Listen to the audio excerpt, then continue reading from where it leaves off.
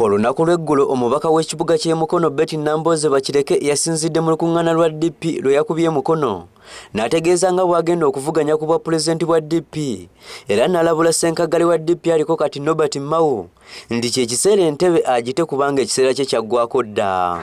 Abantu bafuga ebisanja bimeka kati ku kalulu ka DP Mao simusuubira mulabako kubanga ebisanja bye bibiri bikoze ki ate nga Mao mumanyi Democrat musajja akkiririza mu demokrasia agenda kwesimbawo.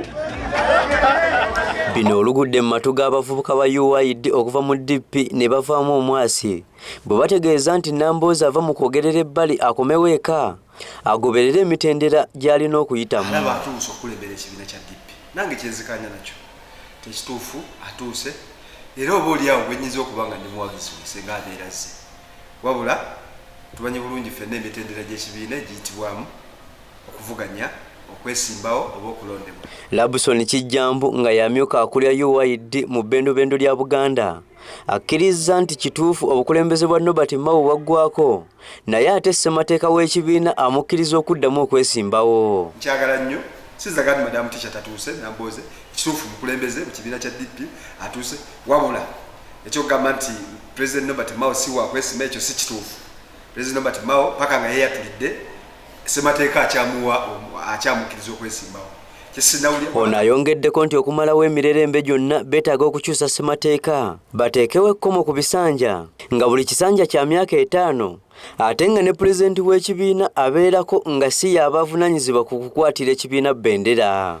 Kuddamu nga UID bwe bumu ku bwayiro butwagala okukyusa mu ssemateeka wa DP atugamba nti omukulembeze abeere wa kisanja kya myaka 5 naye omwaka ogumu sincerely tekisoboka omukulembeze obiseremu abakyasoma ne ssemateeka ogyetegereza ekisanja kiweddeko era bwe bumu ku bwayiro ffe tugamba nti bakyuseemu akawaayiro ako akokubiri yekokwawula pulezidenti general ne presidential candidate. Kijjambu agamba nti bammemba ba DP tebasaanye kwogerera bbali wa kibiina kubanga okwo kuba kukisekeeterera kye bagamba nti kijja kubayuzaayuzaamu ate nga beetegekera akalulu ka 2021. DP etunuuliddwa ng'ekibiina ekibadde kikulembedde enkyukakyuka mu ggwanga.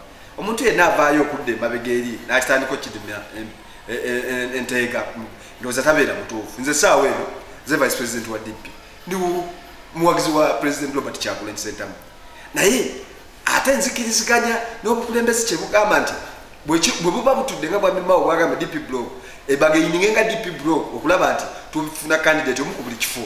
Kigambibwa nti ekibiina kya DP kizze nga kijjamu enkayana nga bammemba bagamba nti obukulembeze obuliko bulemereddwa okutegeka olukiiko olwa waggulu oba luyite delegates conference okusobola okulonda obukulembeze obujja. Mike Mutebi, Deuta TV Amasukkulumu.